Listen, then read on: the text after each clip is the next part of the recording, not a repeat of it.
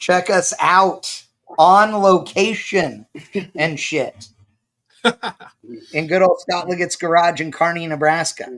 Nice. Pirate flag in the back. Yeah. Jolly How Roger. are you this evening? I'm doing great. I'm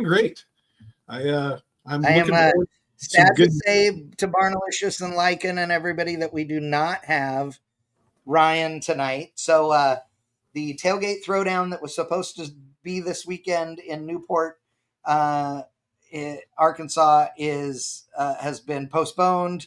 They're supposed to have tornadoes and all kinds of bad stuff, so he had to postpone that. And fortunately, tonight he had to get on the phone with the track staff there and everything and figure out a new date for the event. So it's just Aaron and I and Scott.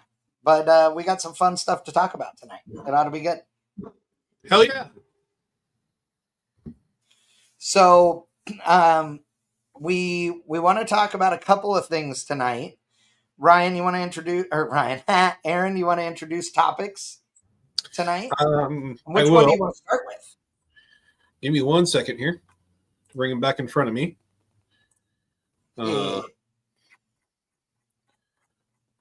So, oops, that's the wrong window. That should be that one. Why is it doing that? Oh, it's there. Okay, sorry. So basically, the topics for tonight, upcoming big money bracket races. The Fling Million is kicking off next week. Yep. Number 2. Tuesday. Yep. And you're streaming that, aren't you? No, I don't stream that one anymore. They're finally streaming to their own channel. They started that last year. It was awesome. Oh, that's right. So, that's right. Yeah. So, and I say that I was part of the team for a long time, and now I've got Warren Evans doing that. And because he and I partnered on it together for a long time. And Warren does a great job, and now it's on their own channel, which is a really big deal.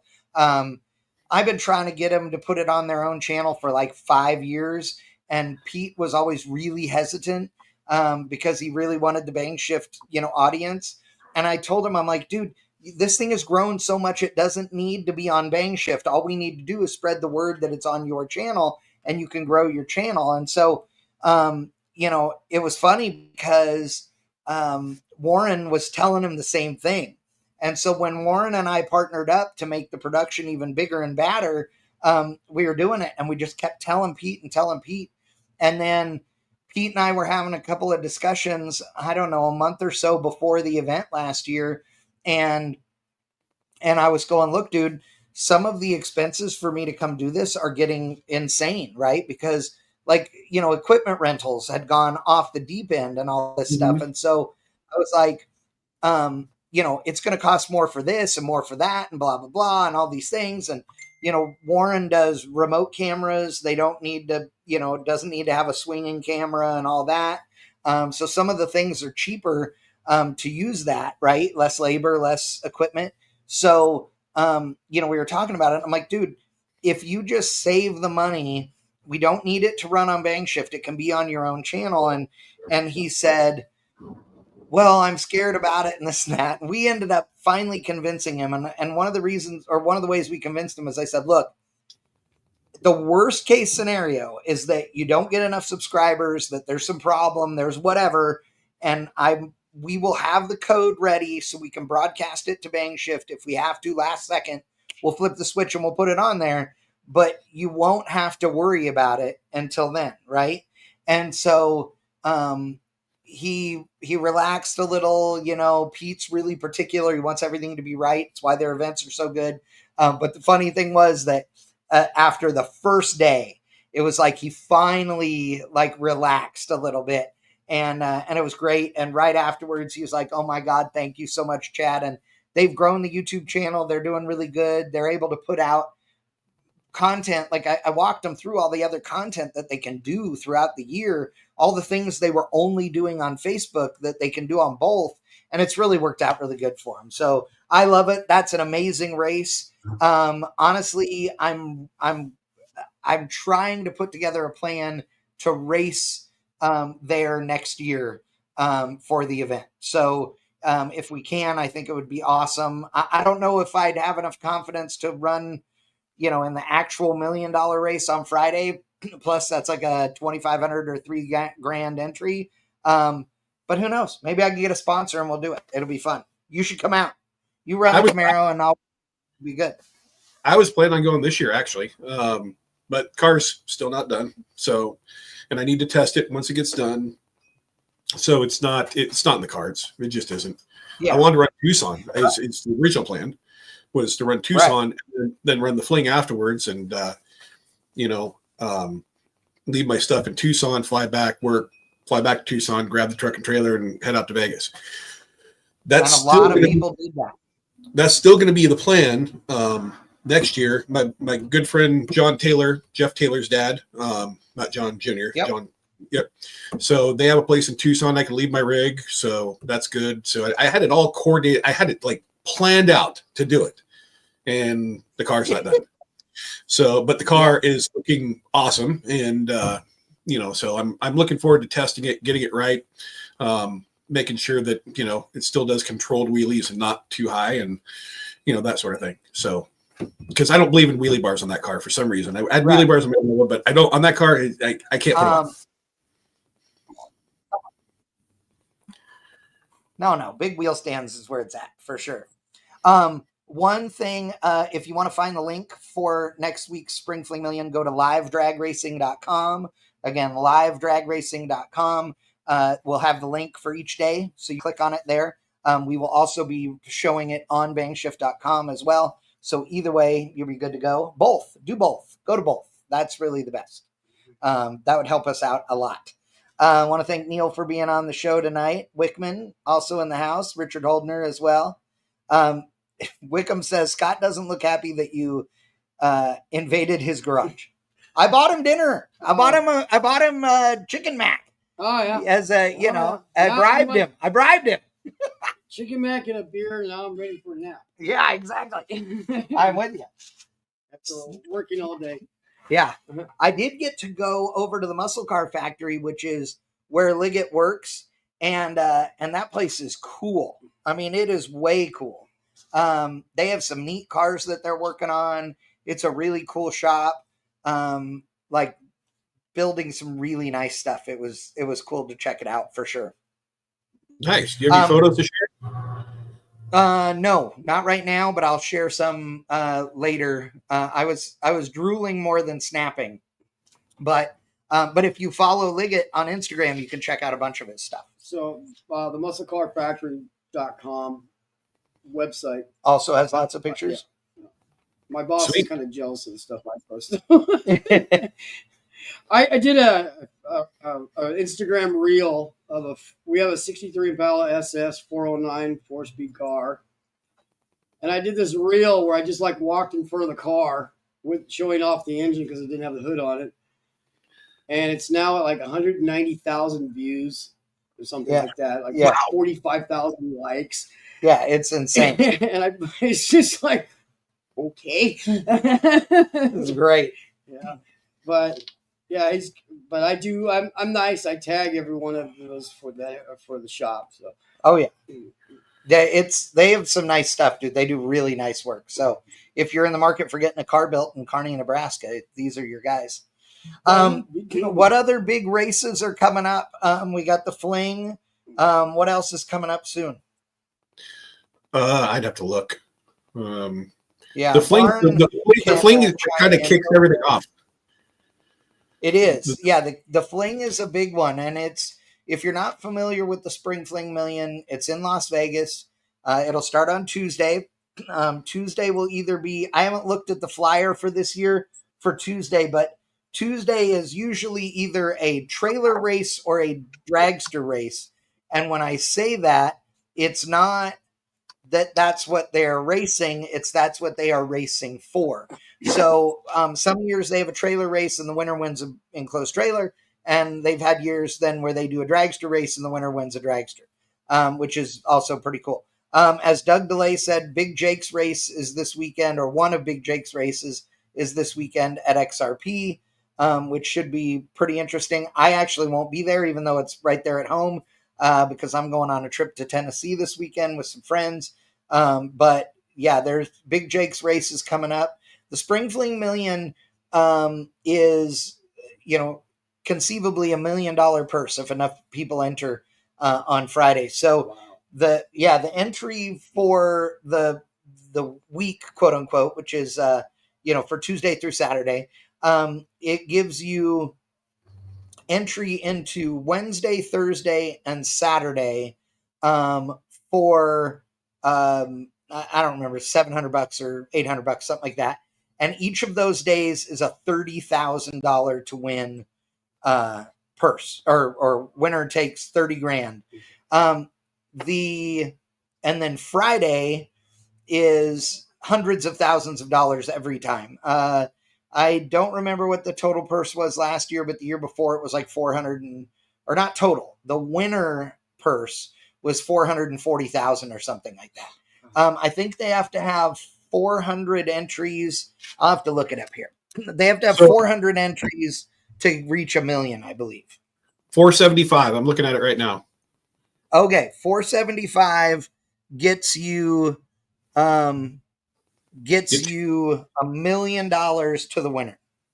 Yes. Wow. Sorry, no, it's 495. It's 495 now. Oh, 495. Okay. 475 gets you 850. They guarantee the minimum at 200,000 at 200 or at 200 cars, under 200 cars. Yeah. So minimum the purse is going to be is 200,000. That's exactly right. Do they fill the stands too? No. So Scott's asking if they, fill the grandstands or anything.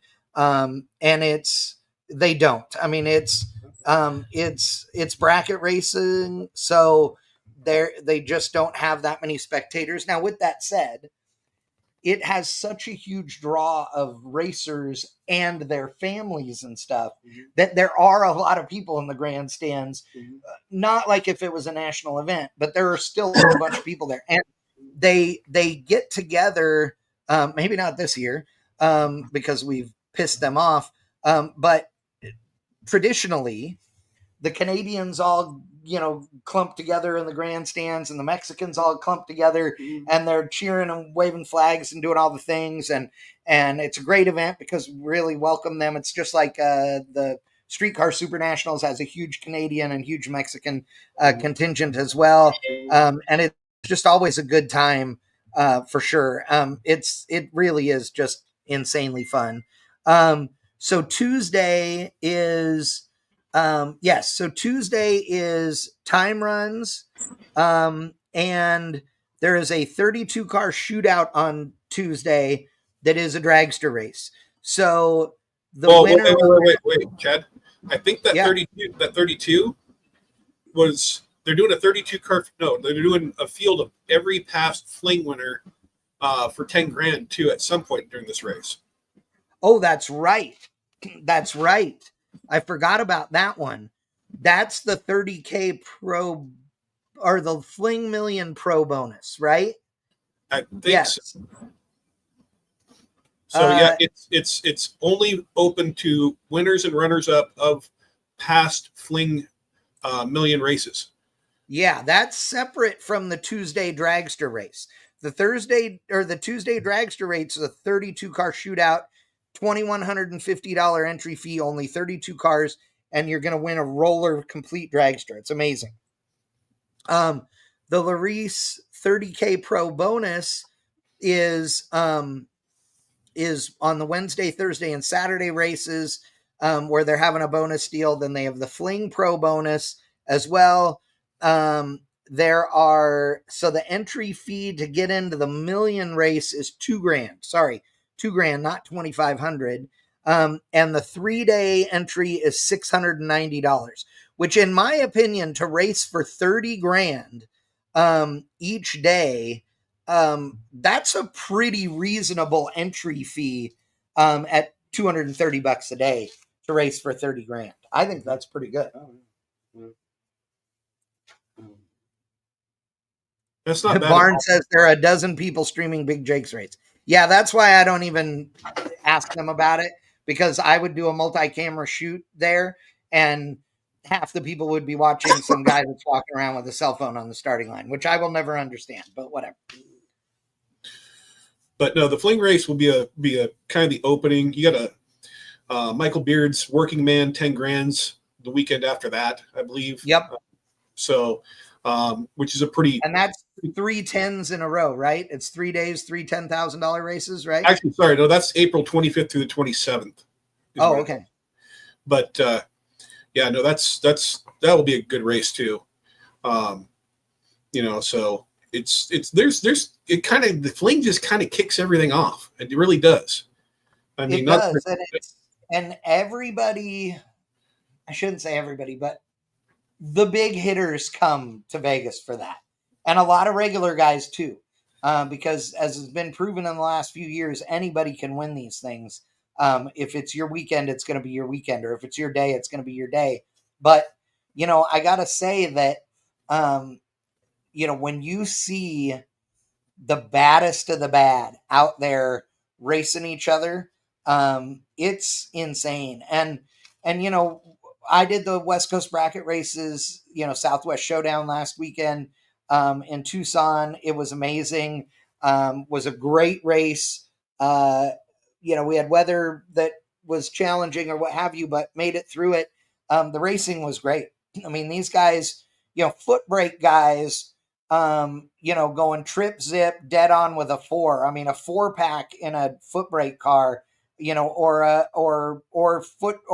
4-pack in a no delay box car, right? I mean, in a bottom bulb car. So if you're watching and you're like, I don't understand bracket racing, what are you talking about? Top bulb, bottom bulb, all that. So what would be referred to as electronics or super pro is referred to as top bulb racing. So that's a class using a delay box. So when you stage the car, the tree is a sportsman tree. So it goes yellow, yellow, yellow, green.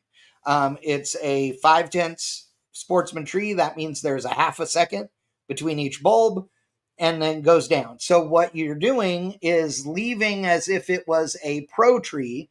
So you stare at the top bulb, the top yellow, and when it comes on, you let go of the trans brake button, just like you would if it was a pro tree where it flashed all 3 yellows at the same time.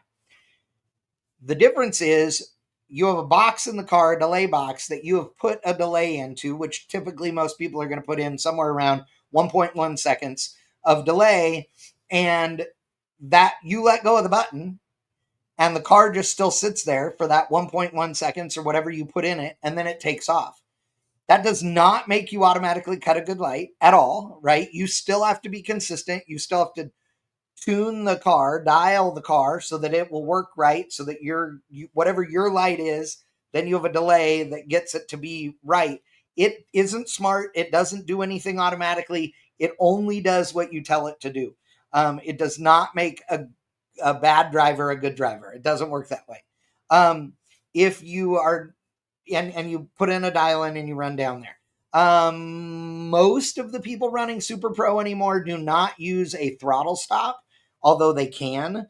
They just don't usually anymore. But you could do a throttle stop, which would slow the car down or speed the car up at different portions of the racetrack.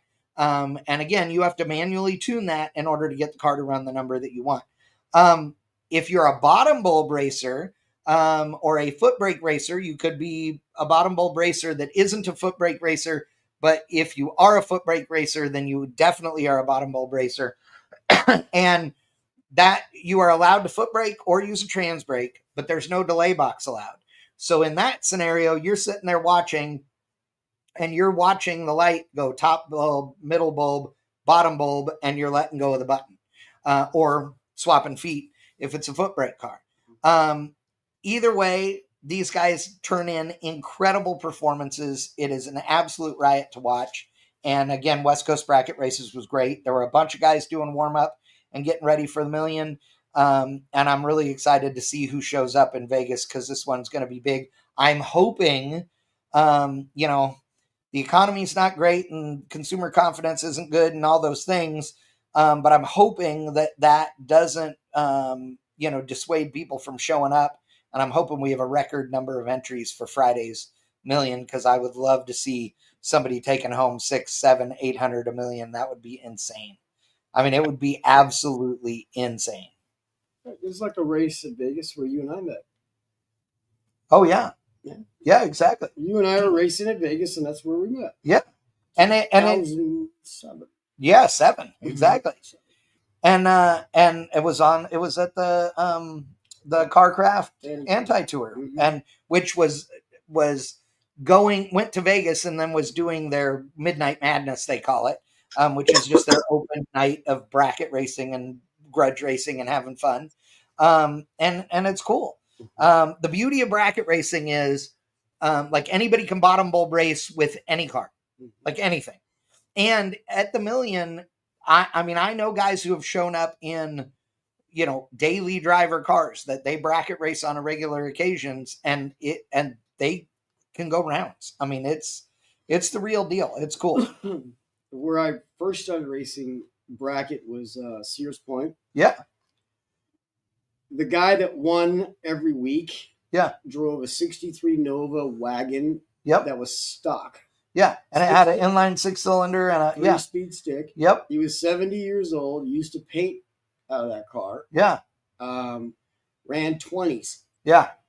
And the reason why he won against half the crowd is because they either freaked and red lighted. Right. Or freaked and broke out. Right. and he beat my ass 2 weeks in a row. Yeah. Well, and breaking out, if you're not familiar, breaking out, so you put a dial in. So let's say Aaron and I are racing each other. I've got a 12-second dial in. He's got a 11:55 dial. That means that I'm going to get a head start, a handicap start. So I'm going to get a head start by 0.45 seconds ahead of him, because in the perfect world, if we both ran trip zip, meaning a perfect reaction time, and both ran dead on our number with a 0 at the end, then that means that we would cross the finish line at exactly the same time, and it would be a tie. That never happens. Okay. I mean, we can literally go down to 10 thousandths of a second. Okay. And what happens is one of us is going to cut a little better light. One of us is going to run better on the number or whatever. Or one of us is going to break out. Breaking out means running quicker than your dial in. And there are a lot of people that think bracket racing is the greatest thing ever, and it is super fun, and there's nothing wrong with it. And there are a lot of people who badmouth bracket racing, and that's also one of our topics tonight. And Aaron, why is this such a controversial topic? You and I agree with each other on this, but why is it that people argue this point? Let us have it. Because you're looking at all these no prep races that are popping up all over the country. And what did they do? They decided we're going to put an index race in there for filler, on top of our small tire, big tire, unlimited shootout. We're going to have a 6.0 index and a 7.0 index. And wow, you just got a dial-in given to you that you have to run. And it's essentially a freaking bracket race. It is. It is a bracket race. But you can't swear that they are not bracket racing because, and the reason that they say that is they say, well, but the guy in the other lane with me has the same index, so we leave together. Okay. But if one of you runs quicker than that, you're breaking out and you're out. And oh, by the way, I don't really want to piss everybody off with this one, but pull up your panties, boys and girls, because here's the real truth. Little gangsters. Okay? It's a bracket race. It's a bracket race. No prep bracket racing. That's what Little Gangstas is. They have an index. They can call it a cap, but it's an index. You cannot go quicker than, I don't remember what it is. It's 580 or 570 or something, whatever it is. Yeah, maybe 530. That sounds right. So you cannot go quicker than that. You know what that's called? It's called an index, ladies and gentlemen. And you know what that makes it? Bracket racing. And I'm not bagging on it saying that's bad. I think it's wonderful. But there is that. There is Cheap Street. There's a bunch of different classes, a bunch of guys that are running these things. And all they are is that everybody gets the same dial in. So if you're running in Little Gangsters or you're running in Cheap Street and you and the index is, 550, the goal is to run as close to 550 as possible without going under, so that you can be the fastest guy down the racetrack. I mean, hello. Well, this is just like what Super Comp was back in the day. The guy with a 20-second car. That's true. I mean, back in the day, before throttle stops. Yeah. I mean, NHRA index classes. Yes. You basically had the same thing. You had a pro style tree. You had an 890 index. It's the only difference is it's a no prep surface. Yep. But they're bracket racing. I mean, that could go out to every stock and super stock racer out there. And I have friends that are great stock and super stock racers. You know what? You're still putting a dial in on, unless it's a heads up in class and it's a bracket race. Yes. You're a bracket racer. Sorry. You got a real expensive engine and you still are bracket racing. And here's the difference too. So, and this is where bracket racers, I'm about to really drop some shit right here. Bracket racers make better street racers, period. I'm saying it. You know why? All of the dumb stroke idiot, no prep and everybody street race, any of the heads up, small tire, all that shit. You're a chump. I'm saying it out loud. You're a chump if you beat a guy by more than a fender. If you beat a guy by more than a fender, you are not playing the game. You're a chump. Because at real street racing, you want to beat a guy barely. You know why? Because you want to sucker that son of a bitch into another race. And you can't get another race with a guy if you beat him by 4 bus lengths repeatedly. Like, you're an idiot if you do that. And I'm saying it right now, loud and proud. So, bracket racers know how to win by inches, and that's what you want to do.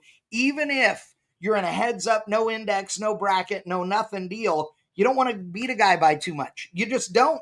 Otherwise, you're never going to make the money on the starting line. Yep. Doug DeLay. Bracket racers can count. Drag racers generally can't, is what Lycan says. That is true. Bracket racers do a lot of math. That is true.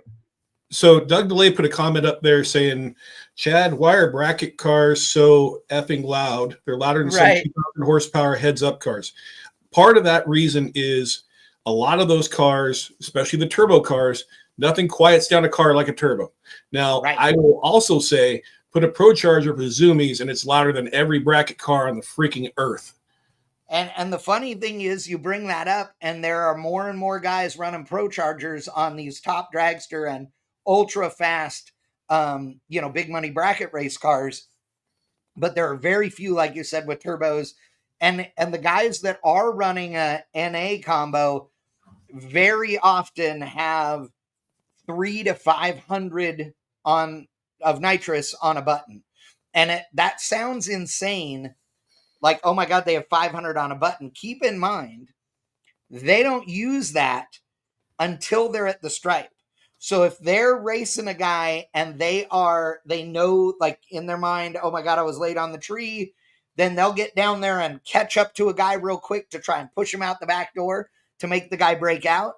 Or if they get behind because they let a guy get up to him too easy, right, or too quick, and they misjudge it, and they're like, oh no, I need to take the stripe back, they'll jam the button. And you watch it on the bracket races, a guy between the mile-an-hour cone and the finish line will pick up insane amounts of speed because they literally are jamming 500 with the button. No delay, no progressive, no nothing, just 500 on the button.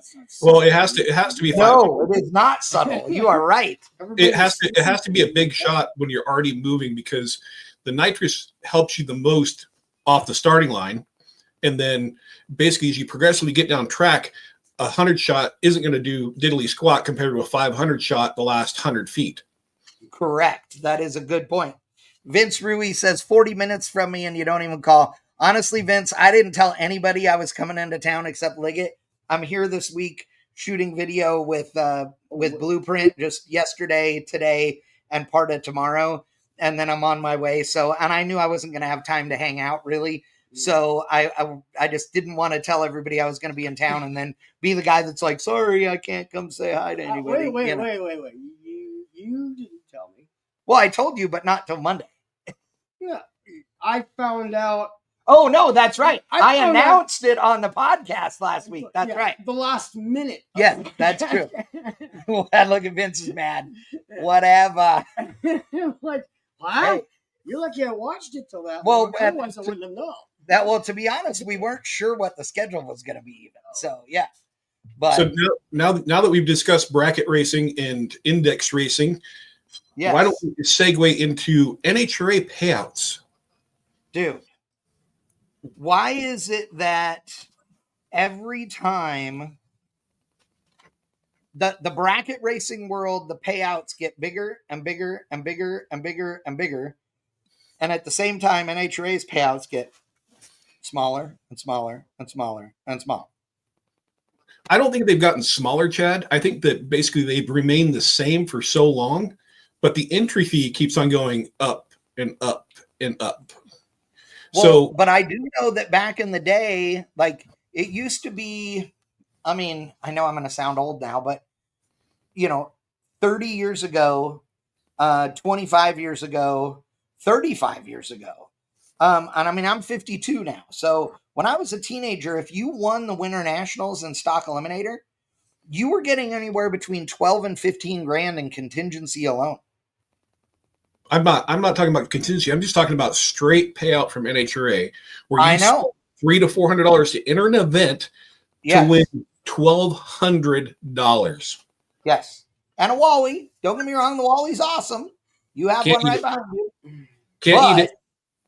No, you cannot eat it. Exactly. It doesn't put fuel in the truck. As Vince says, NHRA is not run by racers. It's a corporation.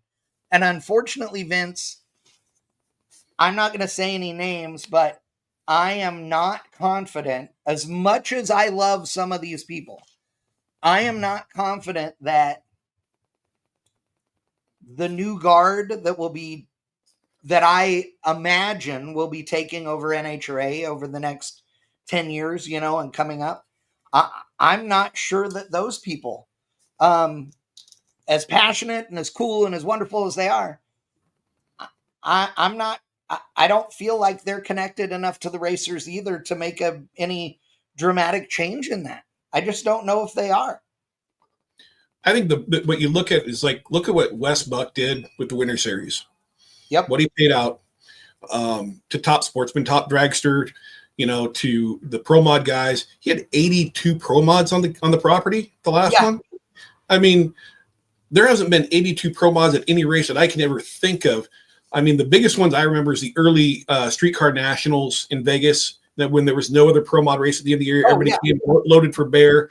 That's when Musey and all the guys would show up, and they're pounding pistons in between rounds, and but I think the most I ever saw there was around 30-something pro mods.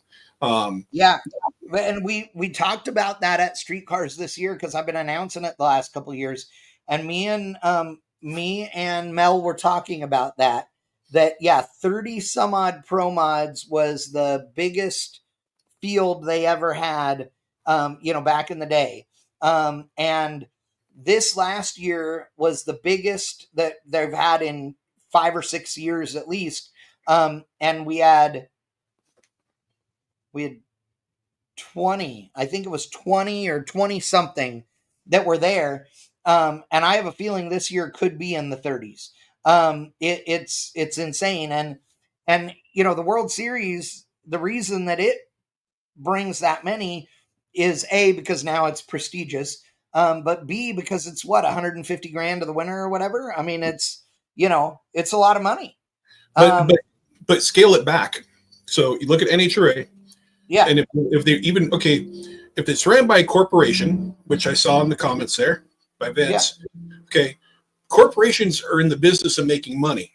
Right. And you would think, okay, that you would take and up the payout based on what you've seen in, the showdown in Tucson, the flings, the working man's 10 granders. I mean, you look at all these big money races across the country. There's more than we've ever had, right? Right. And at the same time, it's like it's a blueprint, okay? Right. And so why can't NHRA come in here and go, you know what? We're going to do, I'll take Super Comp for an example. We're going to do a Super Comp shootout at the U.S. Nationals, and it's going to pay 10 grand. Right. And for 10 grand, you're going to get guys that will dust off their throttle stop and hook it back up and, take their car out of bracket mode and go racing Super Comp again. Right. I believe it's that freaking simple. I really do. And maybe I'm an idiot, but I mean, I remember talking to a track operator that tried doing a big money race once and he lost his butt because he didn't promote it worth a damn, except for his local racers. And basically he turned it over to, this is a couple years later, a promoter came in, put on a race and packed the place. Right. Because a promoter promotes a race. Track operators are not great at promoting other than their weekly schedule and some other stuff. If you look at most track operators, and we talked to Jim Hughes and Jay, and they're probably the exclusion of that. So I don't want to lump them all in one bag, but I mean, the whole point is that the blueprint's out there. NHRA needs to get, it's 2025. If they want the racers back, they need to pay the racers. These engines don't cost 20 grand anymore. They cost 50, 60 grand. I mean, everything's gone up in cost. So they gotta make it worth their while. And I don't know. I was trying to look up what the entry fee cost for the World Series of Pro Mod. It's not cheap. Like, it's a real entry fee. Okay. Wes Buck is not writing a check for 150 grand to these people out of his pocket, right? No way. Their entries and sponsors and all the things are paying for that, right? I don't know exactly what it is because I can't find it online here, but if somebody can look it up, let us know. But I think it's like $2 grand or something like that, $3 grand. But, you start doing the math. If it was $2 grand and you had 80 Pro Mod cars there, well, that's 160 grand right there, right? So once you do your sponsors and stuff, you're making money. And everybody is thrilled to death to do it. So I agree. I think if you did U.S. Nationals was Super Comp and whatever race was Super Gas and whatever race was Stock Eliminator and whatever race was Super Stock, you could do that at these, Mission Foods national events and do a big deal. And NHRA would come out looking, like a champ for it, I think. And I do think that I don't think that anybody there is stupid enough not to understand this. I just am not sure whether I hope that they're scared to do it. What I'm afraid of, though, is that they just are too lazy to do it because it works for them already. And why add the work for them? I hope I'm wrong on that, but that's what my fear is, that's their reasoning. They've had a monopoly on basically sanctioning tracks for the last 20 years since IRG or whoever bought IHRA. Ran that in the ground. I mean, and I have high hopes for IHRA making a comeback. Just because I believe in business, competition is key to a better product to the consumer. And that goes for anybody that may compete against my company, your company, whatever else. You know what? If we're both succeeding, the customer is getting a better product. And that's the key. I think they're just lazy is what my take on it. I think they're just lazy and they just don't want to do it because it's going to take promotion. It's going to take work. Right. Well, and so Wickham says, I'm guessing because the sponsorship money isn't there or they don't have the right kind of people to chase the money. I'll be honest with you. I'd like to say that, but the money guys at NHRA are bringing in real money and they're getting paid big commission checks on it. So I know what you're saying. And maybe they're having a hard time getting the sponsors for a class, but overall, nobody at NHRA is hurting. Dar Hawthorne, who is a contributor on Bang Shift on occasion, is has been a very, shall we say, vocal critic of the NHRA for a long time, and for all the money that their guys make, because they're a non-profit. Okay. Or were, I don't know if they still are, but anyway, he would post their taxes every year. He gets their tax return information every year because it's public record. And he would post it up when he was working for Burke at Drag Racer or whatever it was magazine. And he's always calling me going, I got the records. And I'm like, I don't want to get into that bullshit. I don't want to get into the, into the argument and the minutia about it. You know what I mean? Yeah. But those dudes are making a lot of money, so, and getting paid a lot. So I don't think it would hurt anybody for them to do what Aaron's saying and doing a shootout at different races for sure. And I also don't think it would be that big a deal to add, $1,000 to every sportsman class winner and $500 to the runner up. That's $1,500. That's nothing. Right. It's just not that hard. It's really just not. I mean, when you look at the cost of fuel, the entry fee, the maintenance on we'll just say a top sportsman car, whether you're running nitrous, you have to have nitrous bottles or whatever else. I mean, there is no way, other than chasing that little guy with the tire, there's no reason that you're doing any of that for any amount of money other than for the little guy with the tire. Right. That's purely it. And so, I think, when they start giving, and this is not a knock on junior dragsters because they're the future of racing, but when they started handing out Wallies to junior races, it lost its prestige. When you didn't have to go to a divisional or maybe a national open to get them. Yeah. Yep. Now they're giving out, 2-3 at different races, the National Dragster Challenge and, blah, blah, blah. Oh, even races that have nothing to do with NHRA. Remember, they started years ago. The first that I knew of NHRA doing Wallies was literally for the NMRA and NMCA. Like they were doing a special race that was sponsored by NHRA, like a class within the race that was sponsored by NHRA, and they got a Wally. And I was like, it doesn't feel right to me. As a kid that grew up as an NHRA racer, that didn't feel right. But Stuart brings up a really good point. And I'm gonna get on my soapbox and tell a story here. So Stuart says if the crowds wouldn't leave the stands when sportsman guys are running, they would have more confidence in doing that. I agree. But here's what I'm going to say. And keep in mind, I told this exact thing to NHRA on multiple occasions, including, and we attempted to, I guess this could be public now. I don't give a shit.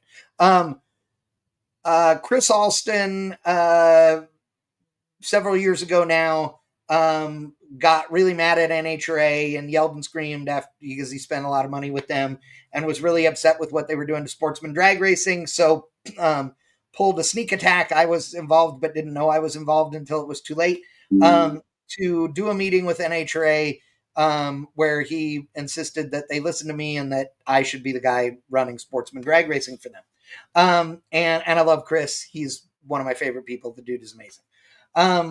Zero filter. Huh? Zero filter. Zero. And yet one of the kindest family men I have ever met in my life. He is truly amazing. Anyway, so I had several conversations with the NHRA. I announced NHRA national events. and then decided I didn't want to do it anymore because I didn't believe in what they were doing and how they were doing the program. That's not to say that if they called me today that I wouldn't go and work an event or whatever, but their vision and mine are just probably not the same, and that's okay. Doesn't bother me. So I told them this. I said, look, you guys, and we were starting to talk about pro stock in particular, and then it went into all the sportsman drag racing. I said, look, here's the thing. You guys are talking about quitting running pro stock because you're upset because everybody leaves the grandstands. And I said, that's your fault. 100% your fault. 100% your fault. There is nobody to blame except NHRA. And they said, well, how is it our fault? And I said, because you trained people to do that. For decades, you told people as soon as Top Fuel ran and then Funny Car, now they alternate them, but as soon as Nitro was done, you made announcement after announcement after announcement that people should leave the grandstands and go down to the pits and watch the teams work on these cars. You did it. I said, so the bad news is you trained them to do this behavior. The good news is they're trainable. So you could train them not to. And they were like, literally sat there with their mouths open. And I said, look, you guys have to understand that that's why people leave the grandstands when the door cars and everything else run. Okay. Because everything that you say is wrong with pro stock or anything else is the cars that they're not staying in the grandstands to see. They said pro stock wasn't the class that people wanted to see because the cars didn't look like cars because they had a big giant hood scoop. The people want to see cars they recognize. Well, you know what cars they recognize? Stock and super stock cars. They're muscle cars with little or no hood scoops, all the things, big wheel stands, run fast, are awesome, and arguably way prettier cars than the long cars or the flip top cars. Okay. So this is why these guys, that it doesn't hold water. The argument doesn't hold water, right? That pro stock shouldn't exist because these guys want to see the other stuff. Well, but they're not staying in the grandstands for it. Yeah, because you taught them not to. You taught them that everything else is just filler and that they shouldn't pay attention to it. And it's bullshit because it's not true. It's great drag racing. In fact, it's all the drag racing that started all of it. It's the drag racing that continues to foster it. In fact, the number of pro drivers who choose to race stock, super stock, top sportsmen, etc., with their own money and their own cars on weekends they're not doing national events would surprise the shit out of you.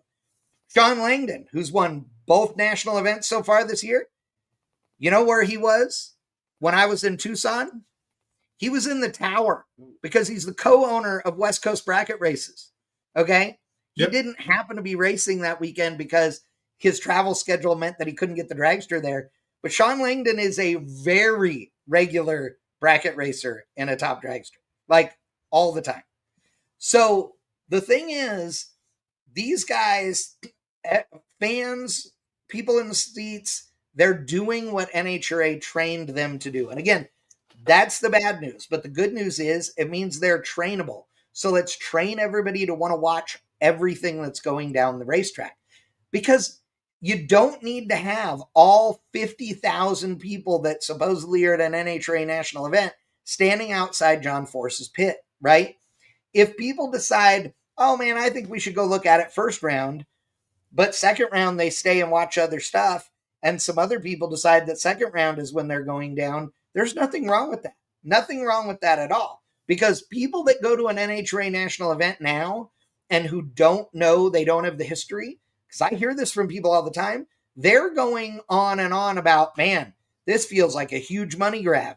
We're up in the grandstands. They tell us to go down there. We get down there and all it is t-shirt stands and John Force Hawken t-shirts and, whatever. And I go, What do you mean John Force Hawken t-shirts? They don't sell anything at the pit. Oh yeah. No, but they ask you, did you go buy a t-shirt so I can sign it? And I'm like, oh. And people have said some of the drivers, they think purposefully run out of their hero cards that are supposed to be hanging on the back of the trailer so that there's nothing there for you to autograph. So you got to go buy a t-shirt.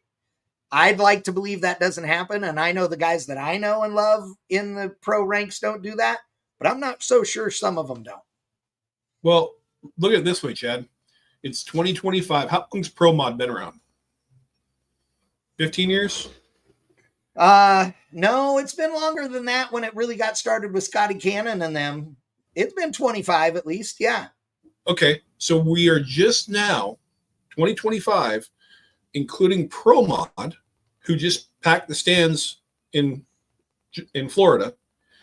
We're just now including them on the regular TV broadcast of NHRA.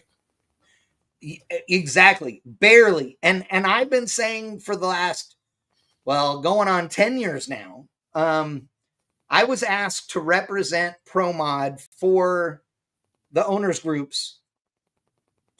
The racer owners wanted me to represent them in talks with NHRA and sponsors and all these things.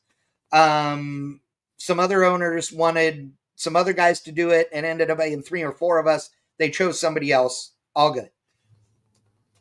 NHRA gave Pro Mod their own awards banquet, gave them their own series stuff, their own everything. And, all the Pro Mod guys are like, yeah, we're pros now.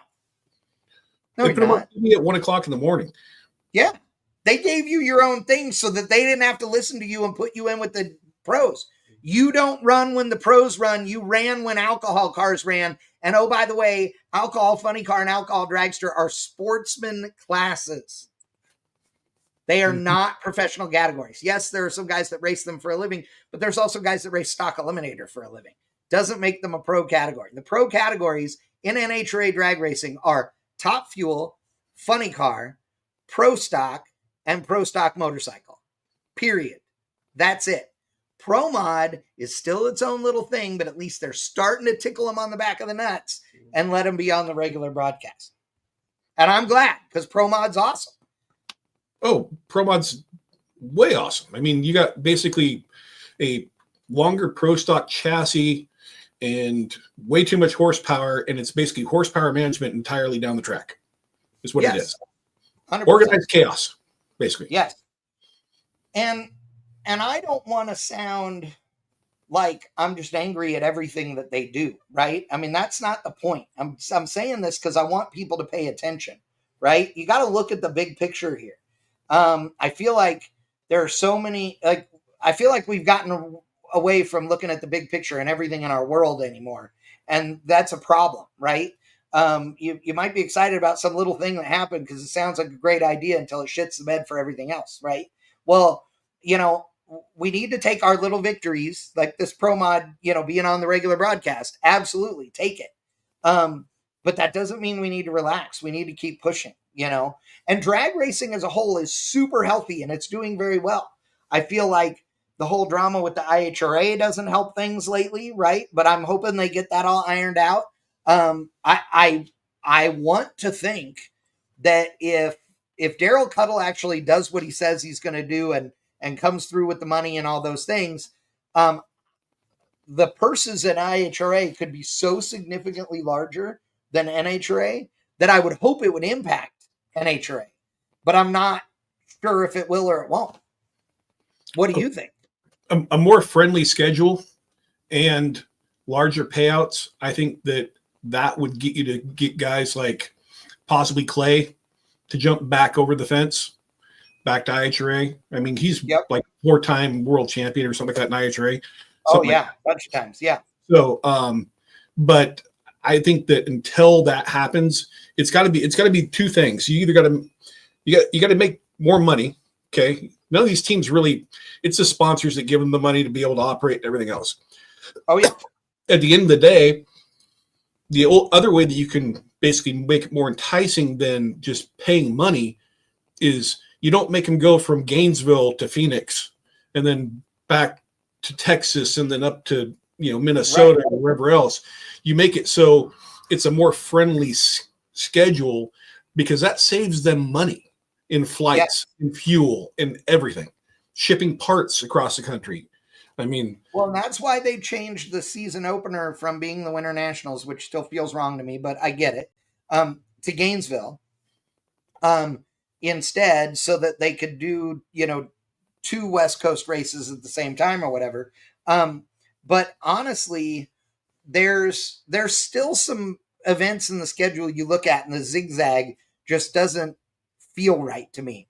And I feel like, why couldn't, instead of zigzagging across, why couldn't you do a better loop, if you will, around the country? Because back in the day, like, Scott and I, because of Southern California roots, like we get all the Southern California history. It used to be back in the day that, like, all the East Coast guys that were the big heavy hitters, right? Like Garlits and them, they would come to the West Coast at a certain time of the year and spend months, right? They would come and spend 2 or 2.5 months in the Western states running. Well, back then they ran 3 and 4 events a week, literally. I don't even know how they did that schedule-wise. I mean, match racing and all everything else. Well, no, because they weren't. They were racing at the original Irwindale on a Wednesday night for a full nitro show one night, and they win 10 grand or whatever, and then Thursday night they were at the next place, and then Saturday and Sunday at the next place. Because remember, in Southern California at the time, there were 5 drag strips. Yeah. You know what I mean? Yeah, they can go run Irwindale, Lions, OC, and then probably, Bakersfield. I don't know if LACR was still there. Or Ontario Motor Speedway, either one, so And then run up to Famoso. Yes, they'd run up Bakersfield on their way to Sacramento, and then to Fremont, and then to Sears Point, and, up into Oregon and Washington and all that, too. I mean... The Western Swing used to get a lot of cars. The Western Swing. Oh, yes. And they still have it. They've kind of revamped it a little bit. It goes the opposite direction than it used to. Now it's only 2 instead of 3 races kind of deal, but yes. I mean, but it also used to be, I remember this is not way back in the day. I'm kind of old, but like Seattle National event would happen, right? Yeah. And then the Monday after the Seattle National event, Woodburn Drag Strip that Jay Livingston used to run, they would run a pro stock showdown the next day at Woodburn Drag Strip. I mean, on their way down to Monday. Yes. On the way down. I mean, and people, take the day off and head down there. And they would have the stands pretty packed for that. And all it was pro stock. That was it. Yeah. And really all it was a test session for pro stock guys and a way for Jay to get people buying beer and paying extra money because he already had the race cars there. Might as well do it, Crosby says that the first race he ever saw was Ontario Motor Speedway on a Thursday. And FYI, Ontario Motor Speedway was a super speedway, okay? Where the mall is now off the 210 freeway, or the 10 freeway. But it was a super speedway, and the staging lanes, quote unquote, were turns 3 and 4, and they raced down the front stretch, and then the shutdown was going into 1 and 2. And the racetrack was not level. It wasn't as bad as the super speedways are now, where the front stretch is really tilted, but it was still tilted a little bit. And it was my dad raced there. So Sears Point ends in a curve. Yeah, absolutely. Yes. Yeah. So that was that was the first international race I went to. Was at Sears Point in 1989, and it's the whole place is so different now, but it's still beautiful.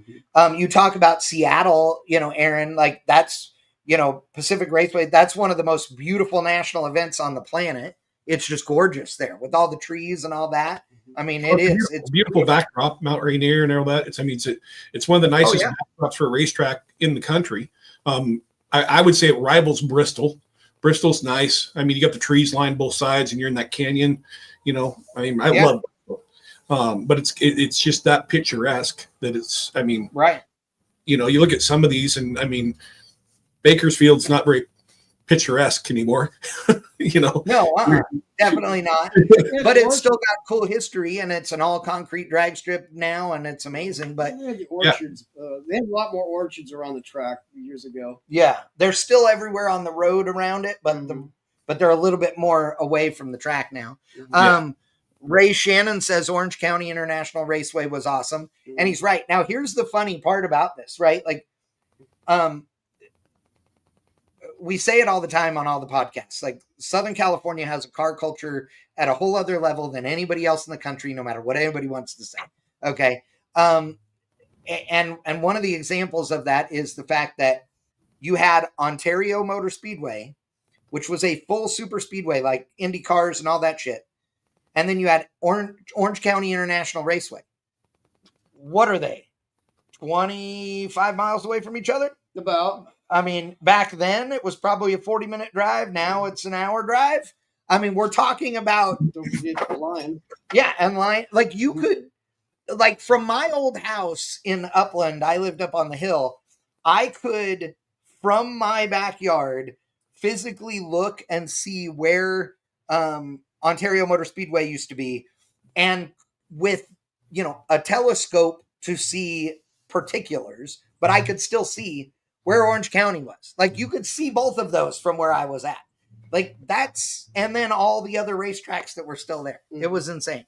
Oh, and Riverside. That's right. Yeah, Riverside. Charles, I forgot about Riverside. Shit. That was also about 20-something miles away. I didn't know if Riverside had circle track. I remember it had a NASCAR road course. Yeah, it did. And of course, it was SECA. Yeah. Yeah, they didn't drag race there. Or not any big show stuff. But still, you know, it was still another big racetrack, you know. And there was, Pomona also had a road track for a long time. Oh, yeah. The Willow Springs is the oldest road course in the country, which just sold, actually, and people are losing their minds about. But yeah, there's tons of stuff. I got one more thing I want to bring up, Chad. Yeah. So there's this whole debate, and we touched on it last podcast. The fastest motorsport in the world. Yes. Okay. So I've been giving this some thought. Okay. And you get the guys that say that drag racing is faster than F1, which in speed it is 100%. Yep. And then you get some guys going, well, what about Bonneville? Right. Now, correct me if I'm wrong. Yep. I thought Bonneville was land speed trials, not a motorsport. They are. Most people would still refer to it as a speed trial. And I talked to some people about this argument recently because obviously I'm a big Bonneville guy too. And I'm not going to argue with you on that or anybody else. If somebody said, if we have to define motorsport, it needs to be a wheel-to-wheel race, I'll give you that. Totally fine with that. Bonneville would be out on that, right? It's not a wheel-to-wheel race. It's one guy, one car on the racetrack at a time. Totally approve of that. But clearly, NHRA drag racing is considerably faster than the IndyCar that Fox is calling the fastest motorsport on earth. Now, the other one that I heard being talked about was air races, like the Reno air races.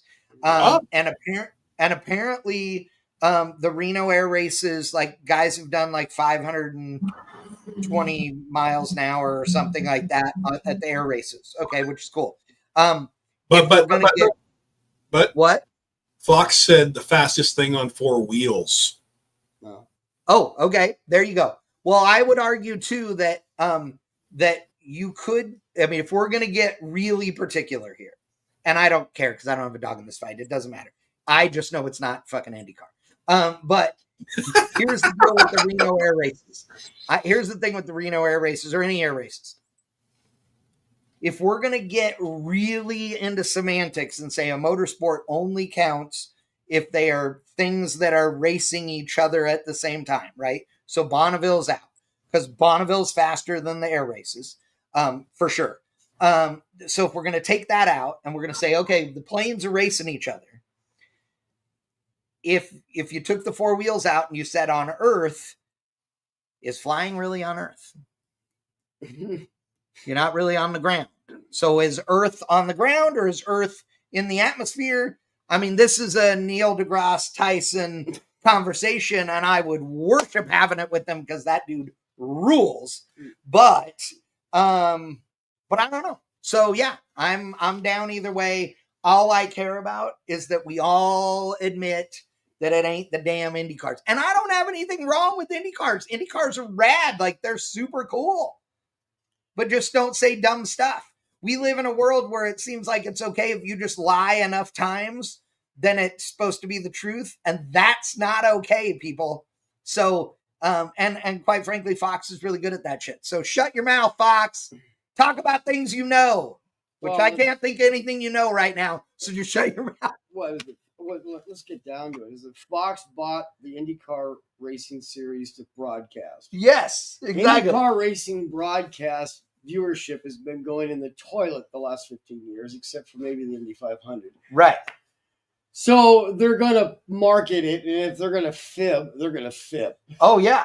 And NHRA is on Fox, right? And FS1. But NHRA, unless something has changed in the last couple of years, and I don't know, but unless something has changed in the last couple of years, NHRA pays for the airtime, and Fox is there to help produce the show, but it is NHRA's show. They have their own production team. Yep. They decide what's going to be on it. They do it. The Fox people are there to coordinate sending it via the satellite or whatever to Fox. So it's a distribution deal. It is a distribution deal. They are paying for airtime. And the reality is, I was going to say we could just pay if we were jillionaires and have this on Fox every night. We probably couldn't, because if we didn't have a big enough ratings, then that wouldn't make them happy, right? So it has to be something people actually want to watch.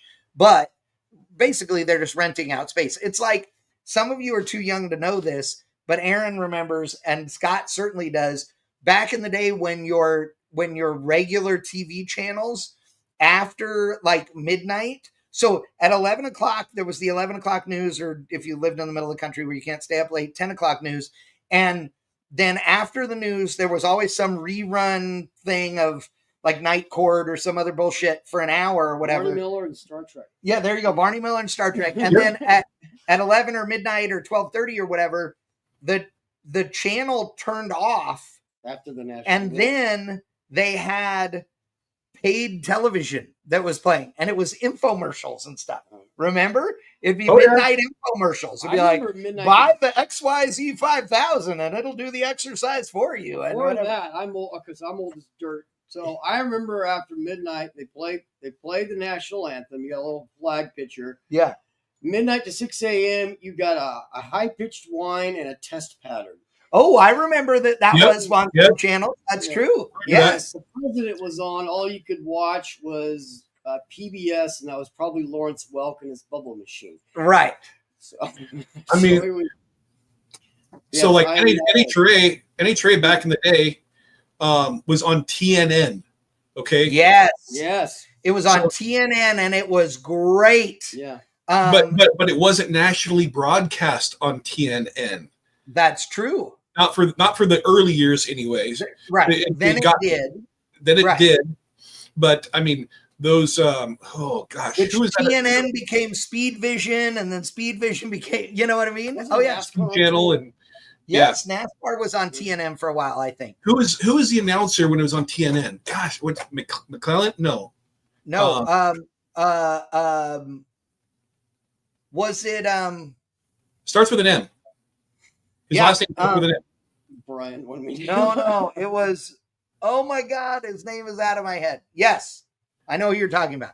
But you listen to his announcing, and this isn't a knock on Loans or anybody else, but you listen to his announcing back in the day.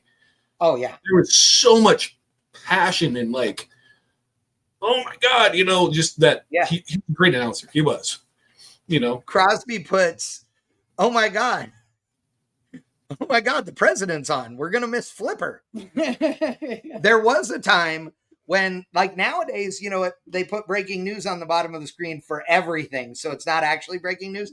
There was a time when breaking news meant they broke into the TV show and stopped showing you Flipper or Gilligan's Island or whatever the hell it was, so that they could tell you that, oh my God, the president's giving a speech, or the whatever blew up or whatever it was.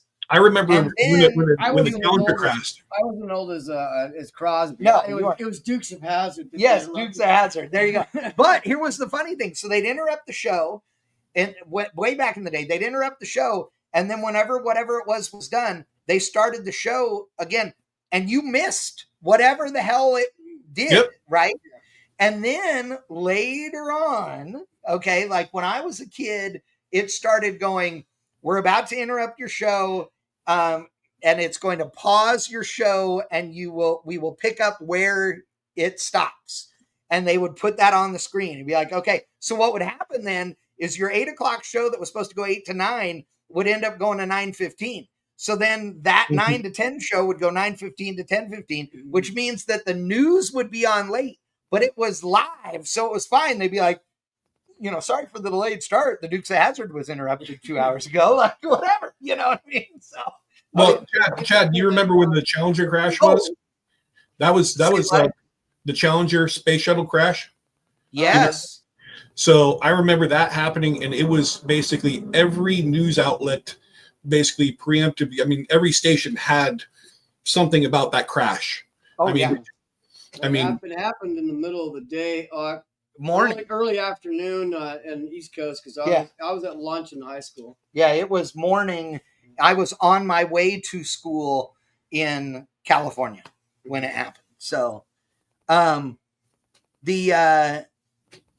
Steve Evans is who Thomas Walford is saying it was. All right. And I knew Steve Evans. Steve Evans was awesome. That's not where I remember.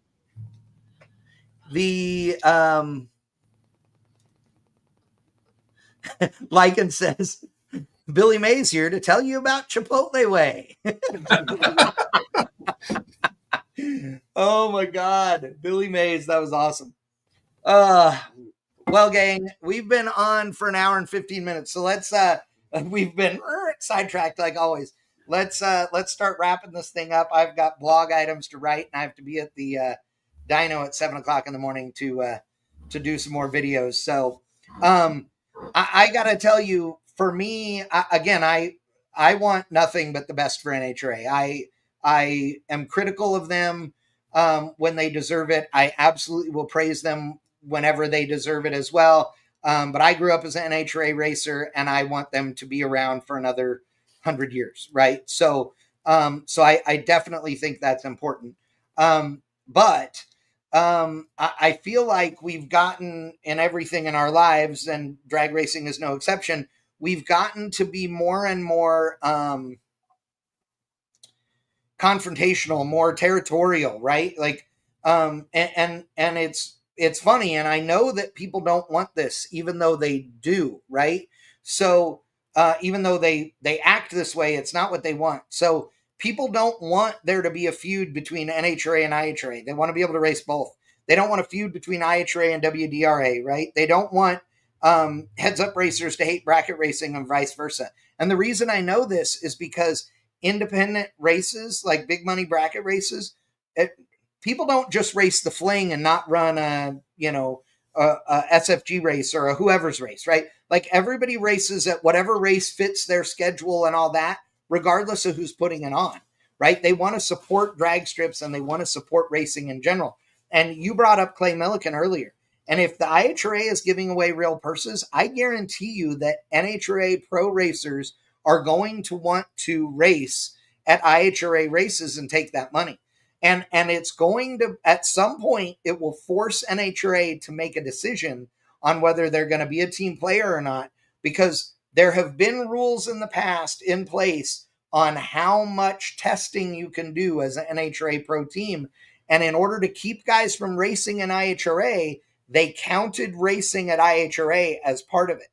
So, yes, and I got to tell you, I don't know, maybe they can go, hey, if you race a different car, even though it's the same combo in IHRA, then it doesn't count, right? because all the big teams have another chassis. That's fine. They don't give a shit. Like, but putting a top fuel car together takes time because of plumbing and all that. But in the grand scheme of things, everything just plunks into each one. It's not the end of It's a Lego, is what it is. Yeah, it is a Lego. Perfect example. Yes.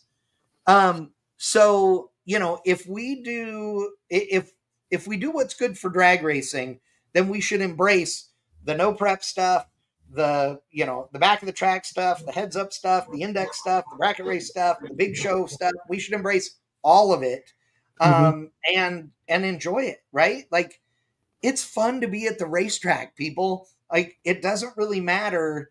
I mean, I know that you may have a favorite. Maybe your favorite is small tire, no prep stuff. Or maybe your favorite is pro stock, or maybe it's super stock, whatever it is. Great. You can have your favorites, but dude, being at the racetrack is just fun. Like, hanging out with your buddies and having a good time. Like, I got to give a shout out to Scott Taylor. Okay. I met Scott years ago. He's a no prep Kings guy.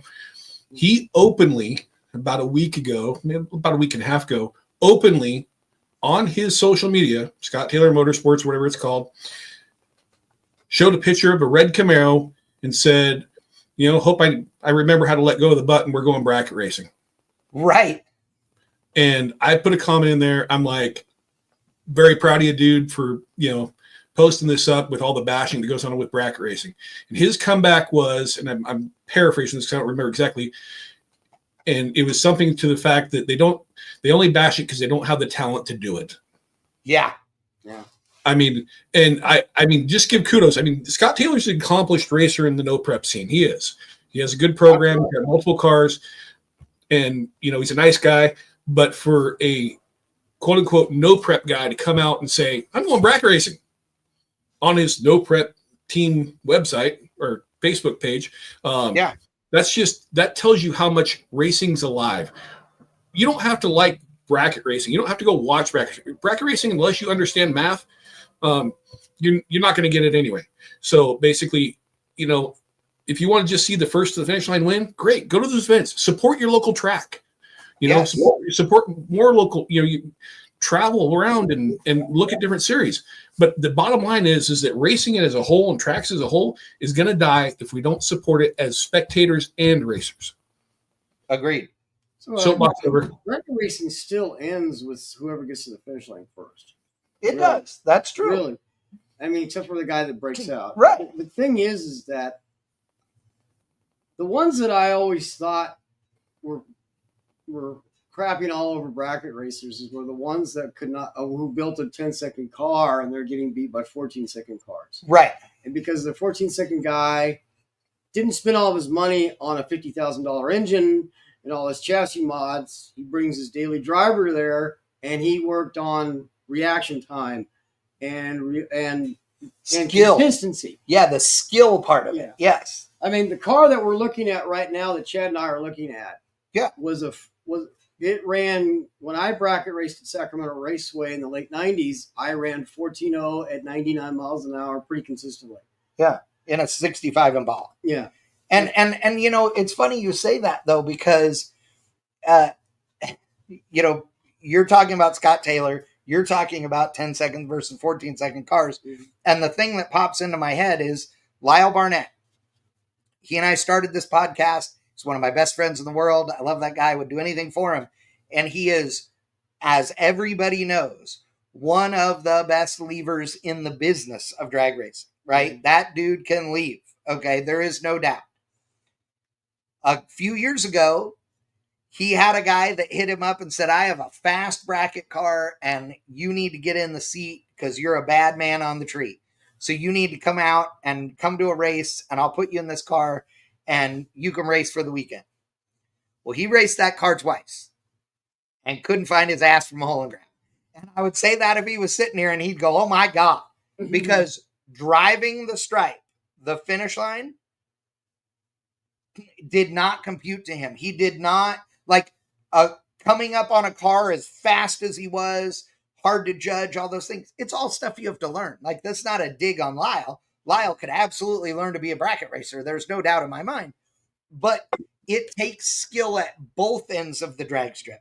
So Heads up drag racing requires skill only at one end, right? All you got to do is, and I'm saying this like you have to drive the car, don't get me wrong, but you have to let go of the button on time, right? So that you have a good reaction time. And then you just have to make sure it stays straight and goes through the finish line and pull the chutes. Bracket racers are driving the stripe. We're talking about guys who they have a car that will run quicker than their dial in. Almost everybody puts a little bit in the bag, right? And what they want, okay, a little. And everybody wants to get down there and just barely beat a guy. So you'll get down there and give it a womp womp, right? Or they'll lift real quick at the stripe, whatever, right? Or dump if they're in a car with a bunch of brakes. And the thing about it is that these guys will, they go down there and they want to win by thousandths of a second.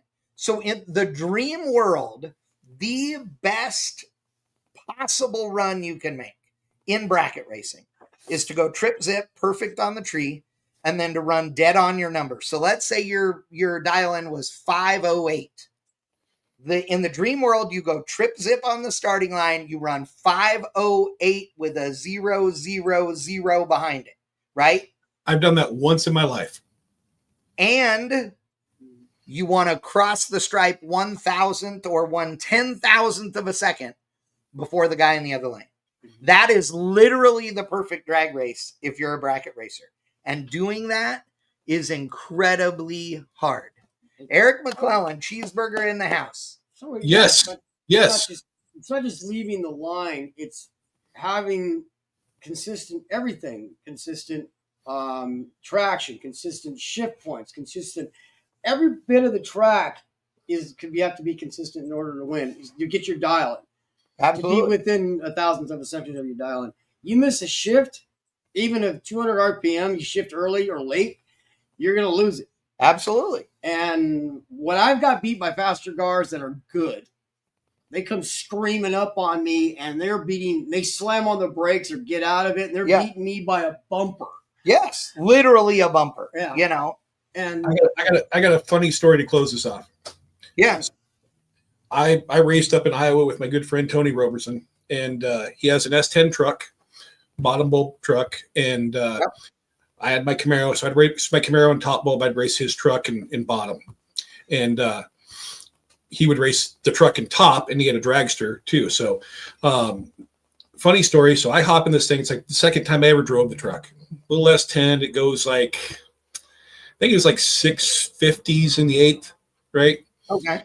So I go up, 650s in the 8th is like 1020s, 1030s in the quarter. Yeah.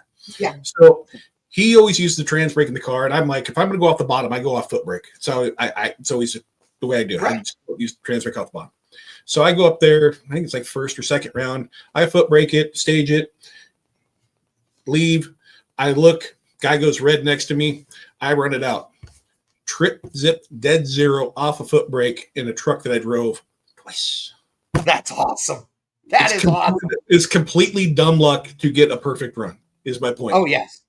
And But it's awesome. The worst part about it is that we were pitted next to each other, and people are coming up trying to give my buddy Tony high fives because they thought he was driving the truck. Oh, so that's awesome. I felt bad for him, though, because I was driving the truck, So, but yeah, it's just a funny story because, I mean, I've had 2000s packages probably, I don't know, a dozen times, but I've never had a perfect run in a dragster, in an indoor car, in anything I drove. Never had a perfect run. Random foot brake, run it out because the guy red light just to see my dial was right. And yeah, it was right to the thousands. I think bracket racing is the best for perfectionists. Oh, yeah. The people that are driven towards perfection and like that's a really good point. Because you're driven towards it. For me, if I ran a less than 100, if my reaction time was less than 100, I thought I was doing pretty good. Right. And that was my goal, was to do better than that every round. Right. And in a street car that was a 14-second street car without deep staging, that's not horrible. And these guys are going single digits, teens, 20s is like a meh light in a foot brake car now. I mean, I mean, that's how insane it is. But that was just me starting off and doing this. And and having fun. Because it was I was thinking about everything I was doing off of it. Was I leaving? I had a 2500 stall in it at the time, and I was foot braking it on, and I had a stall on it, and I was watching the RPMs to make sure it was exactly what I was doing. And then and then where I was watching it on the light, where did I let go of the brake? Exactly. All of it. It was like it appealed to the perfectionist side of me, and that's what I really enjoyed about bracket racing. Even though I wasn't very good, there was a lot of other parts in there where I was inconsistent. That's why I didn't win a lot of trophies. So that was where but it was always like we just went to. I just took this to testing team in October. Yeah, which was the first time it's run on the track, and I was already in that perfectionist mode again, right? Trying to improve it. And my whole goal when I showed up to the testing team was to go faster than this car's ever gone, right? Which was 14.0 at 101 miles an hour. Yeah, I went 14.02. Yeah. And the reason why is I forgot I had the chip in it. Oh, so you had the rev limiter set I hit real the low. chip on the way, like within 50 feet of the finish line. I bounced off the rev limiter. Yeah, and I didn't get it. Oh, that's so funny. Yeah. So, but the mile an hour was there. Yeah, that's awesome. Yeah. So it was but that was like, and then they shut it down early, so we were like hot lapping it, three runs in 35 minutes or something. Right. So it was, but yeah, I did pick up more than a half a second in 3 runs. Yeah. So, ladies and gentlemen, appreciate you guys tuning in. We want to, I want to say one last thing as Vince Ruiz talking about Don Nichols and how amazing he is in Super Gas and Super Comp. It says that he watched Don run what would be referred to as a 3-pack. First hit of the year after not being in the car for 7 months. Yeah, some of these guys are insane. There is no question. But I wanted to say one thing. Eric McClelland is on here. Cheeseburger. He's one of the dynamic duo that runs the Texas Motorplex along with DeMarcus. And I just want to say, we talked about TJ Bailey, last week on the show, when he passed away, and it was horribly sad. And I have to say, I went to the funeral that was held at the racetrack this last week, and my dad and I went, and I don't know what the total number of people was there, but I'm going to say 500 or 600 or maybe more than that. It was incredibly well put on. It was a wonderful celebration of life or funeral or whatever you want to call it. Cheeseburger and DeMarcus and the, Cassie and the whole family did a wonderful job. The tribute to him was amazing. I know he would have been proud. The stories were wonderful. It was very heartfelt. There wasn't a dry eye in the house. And the staff at the racetrack there did an absolutely incredible job. Christy Meyer was there. She spoke as well and did a great job. But I got to tell you, the overwhelming message that everybody had was the same thing that I said the other day, was that, TJ was a coach and a mentor. That was just the personality that he had. And it was, you just heard it story after story after story. And one of the coolest things is that over the last couple of years, TJ has been mentoring and coaching his own son or sons in doing track prep with him there at the Motorplex. And they're really good at it. And they've done a great job. And so to end out the funeral, and I shot video of it, and a bunch of people posted it. I just didn't post it.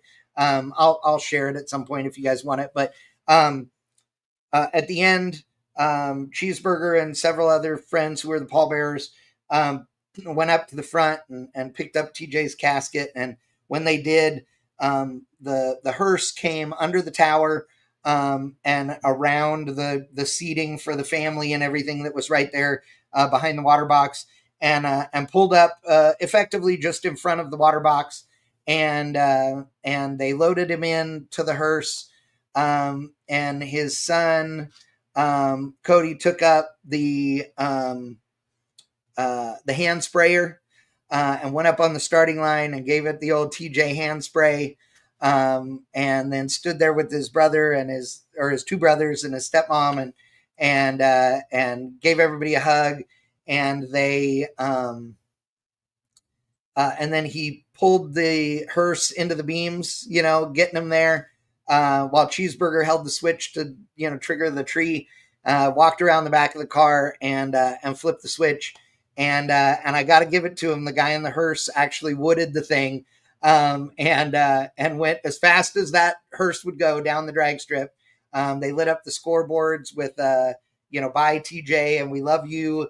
It was epic. It was awesome. It was the way every racer on earth would want to go for the last, run down the track. It was just incredibly well done. And an awesome experience to be a part of. So to Cheeseburger and DeMarcus and all of the family. Bailey's son also, Kobe, he talked on, he spoke and told stories about his dad, and he was incredibly composed. They really did an amazing job. It was truly something special. So everybody that went, there were a lot of people there and a lot of racers. I know a lot of people didn't get to make it. But man, it was really fun. It was really a cool deal. So heart goes out to the family, but Cheeseburger and DeMarcus, you guys and the whole team, please spread the word. You guys just did a great job, and it was really touching. So good on you. Good job, guys. All right, ladies and gentlemen. Ooh, Lyle just went 349 at 209. Woo! Wow. That is, 8th mile. That's insane. Wow, that's crazy. All right, ladies and gentlemen, that is it. We're going to call it a day. We've been on for an hour and a half. Aaron, as always, thank you. Ryan Wayne will join us in 2 weeks. Next Wednesday, join us for another episode of Power Shift, where Crosby and Wickman and McTaggart and I will talk smack and argue and poke fun at each other, because it's what we do. So we'll have a good time. But again, thank you all. We appreciate you guys, and we'll see you next time on the next issue or episode of Beards, Burnouts, and Beer. See ya.